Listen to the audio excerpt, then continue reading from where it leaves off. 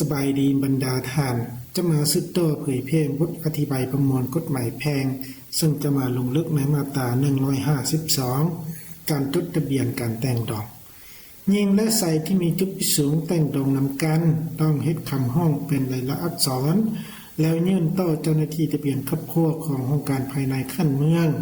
บ่อนคู่เบ้าสาวอาศัยอยู่หรือบ่อนอยู่ของฝ่ายใดฝ่ายหนึ่งถ้าเห็นว่าหญิงและชายนั่นห้ามีเงื่อนไขครบถ้วนแล้วเจ้าหน้าที่ทะเบียนครอบครัวก็จะให้พวกเกี่ยวเข้ามาจดทะเบียนการแต่งดองโดยส่งหน้าพยาน3 คนหญิงและชายที่มีฐานะเป็นผัวเมียกัน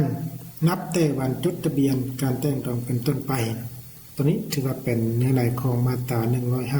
152ที่ได้กำหนดเกี่ยวกับการจดทะเบียนครอบครัวหรือว่าการจดทะเบียนการแต่งดองเนาะและต่อมาจุดประสงค์ของมาตรานี้ก็เพื่อกำหนดให้รู้ว่าครอบครัวและสายสัมพันธ์ครอบครัวจำเป็นต้องมีสมโนครัวยั่งยืนอย่างถูกต้องตัวนี้ถือว่าตามมาตรา137และมาตรา138นะของประมวลกฎหมายฉบับนี้นะ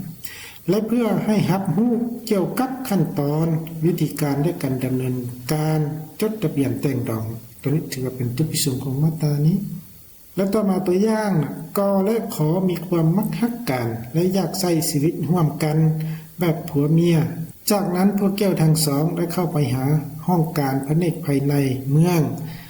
ที่พวกตนอยู่เพื่อประกอบเอกสารขอจดทะเบียนแต่งดองกัน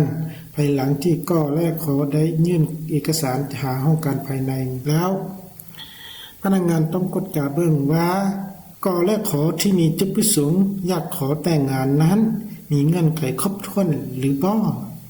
ถ้ามีเจ้าหน้าที่ทะเบียนครอบครัวก็จะให้ก็และขอเข้ามาจดทะเบียนการแต่งดองโดยส่งหน้าพี่น้องทั้ง2 ฝ่ายและพยาน3 คนตัวนี้ถือว่าเป็นตัวอย่างประกอบใส่มาตรา152ฉะนั้นการเผยแพร่มาตรา152มาฮอดนี้ก็ได้สิ้นสุดลงเพียงเท่านี้ขอบใจ